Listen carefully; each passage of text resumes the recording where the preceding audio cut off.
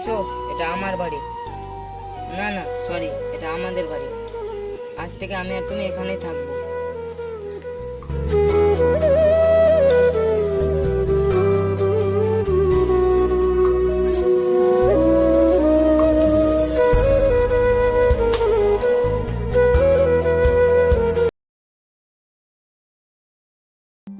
মারে মা, তুই কোথায় গেলি?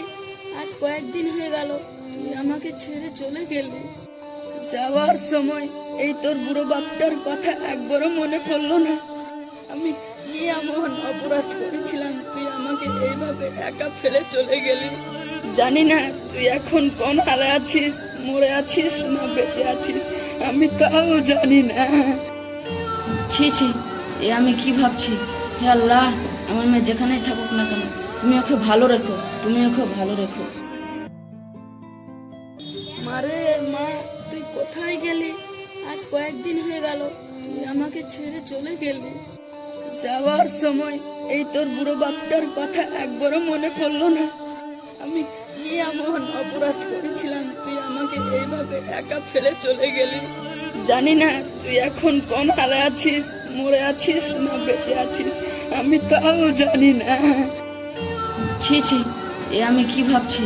হে আল্লাহ, আমার মেয়ে যেখানেই থাকুক না কেন তুমি ওকে ভালো রেখো, তুমি ওকে ভালো রেখো।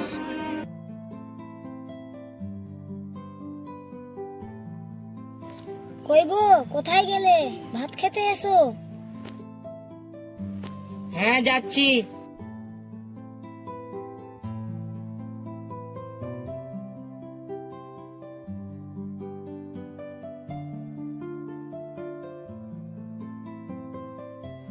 কই গো, বাড়িতে কেউ আছো? মা বোনেরা, আমাকে দুটা ভিক্ষা দাও মা। তুমি খাও, আমি ভিখারিটাকে একটু ভিক্ষা দিয়ে আসি। এই নাও। আমাকে খুব খিদা পেয়েছে, আমাকে 4টি খেতে দিবে? ঠিক আছে, তুমি ভিতরে আসো। তোমার কি মাথা খারাপ হয়ে গেছে? কোথাকার ভিখারিকে বাড়ির ভিতরে পর্যন্ত ঢুকে দিচ্ছ? ওই ভিখারির বাচ্চা, তোর কোনো কাণ্ড জ্ঞান নেই, বলা নেই কখনো, আর হুট করে এসে ঘরে ঢুকে পড়লি। না আজ্ঞা, মানে আমাকে খুব খিদা পেয়েছিল তো তাই। খিদে পেয়েছে মানে? তোর বাপ কি আমার ঘরে চালের বস্তা রেখে গেছিল যে তোকে আমি খেতে দেবো?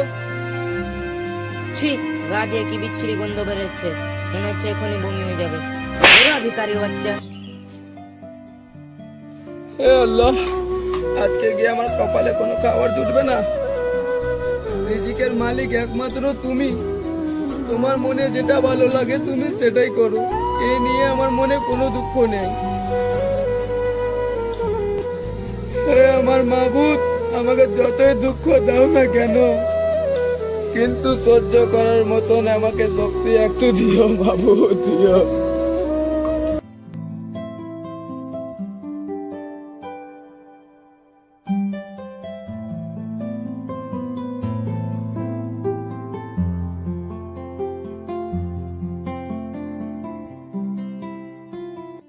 কই গো, কই গো, কোথায় গেলে তুমি? এখানে তাড়াতাড়ি আসো।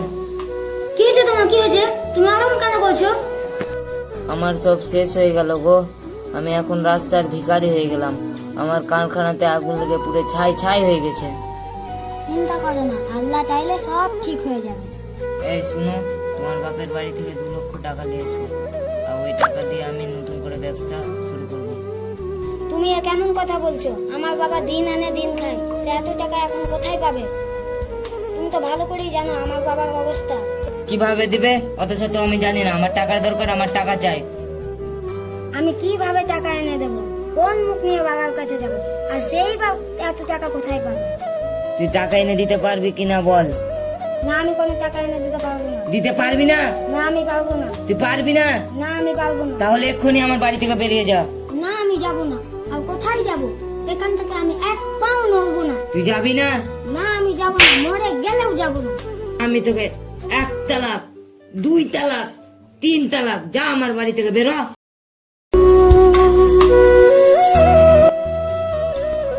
আল্লাহ, আমার একটা সর্বনাশ হলো। আমি এখন কোথায় যাব? এই মুখ নিয়ে তো বাবার কাছে যেতে পারবো না। এখন আমার আত্মহত্যা করা ছাড়া আর কোনো উপায় নাই। আমি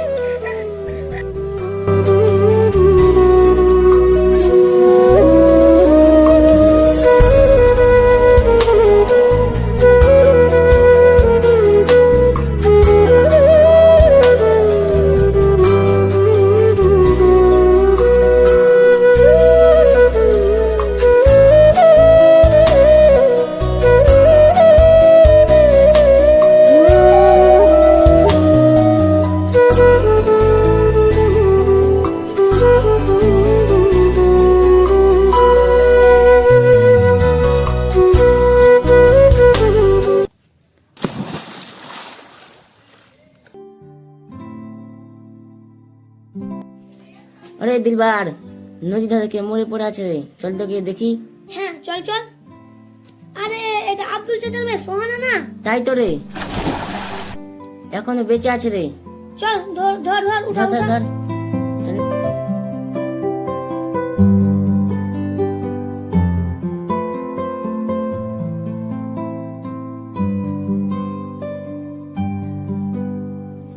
কিরে মা, তুই কেমন আছিস? তোর এ কি অবস্থা? বাবা বাবা, আমায় তুমি ক্ষমা করে দিও।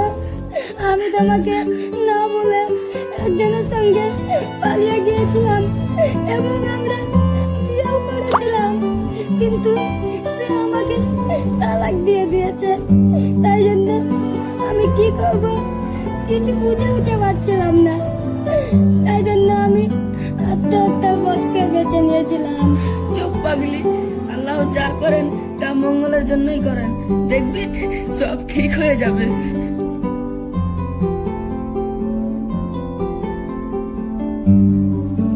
মা সোহানা, দেখ মা, আমার এখন অনেক বয়স হয়ে গিয়েছে মা, আজ আছি কাল নেই। যে বাবা, তুমি ওরম কেন বলছো? তোমার কিচ্ছু হবে না।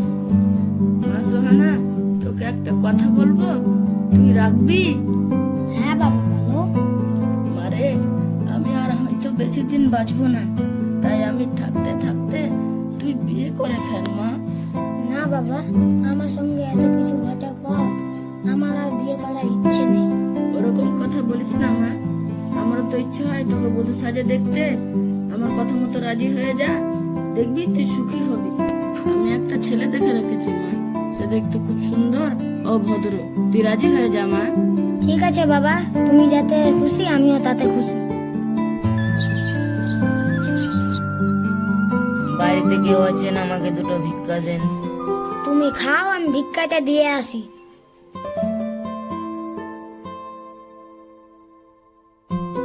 আরে সোহানা, তুমি এখানে? তোমরা দুজন দুজনকে চিনো নাকি? তোমাকে আমি বলেছিলাম না এটাই সেই আমার আগের স্বামী, কিন্তু তোমার এই অবস্থা কেন? আমি একদিন একটা রাস্তার ভিখারিকে খাওয়ারের জন্য অসম্মান করেছিলাম, তাই আমার মনে হচ্ছে আল্লাহ তাআলা আমার সব ধন সম্পত্তি কেড়ে নিয়ে আমাকে রাস্তার ভিখারি করে দিয়েছে। আজ আমি এক মুঠো ভাতের জ্বালায় এর বাড়ি ওর বাড়ি ভিক্ষা করে বেড়াই। দেখো তো ভাই, আমাকে চিনতে পারছো কিনা? যে ফকিরকে নিয়ে তোমরা এতক্ষণ আলোচনা করছিলে, সেই ফকিরটা আর কেউ না, সেই ফকিরটা ছিলাম আমি। এবার বুঝলে তো ভাই, ধন সম্পত্তির কোনো সময় অহংকার দেখাতে হয় না। আল্লাহ তাআলা চাইলে ধনীকে গরিব আর গরিবকে ধনী বানাতে পারে। যাক সব কথা। এই সোহানা, আমাকে কিছু খেতে দাও, মনে হয় সকাল থেকে কিছু খাইনি। না ভাই, আমি আর খাবো না। তোমরা দুজন হাসি খুশিতে আছো, এ দেখে আমার পেট ভরে। আমি আমার ভুল এতদিনে বুঝতে পেরেছি। আল্লাহ তাআলার কাছে দোয়া করবো যে আরো তোমরা সুখী হও।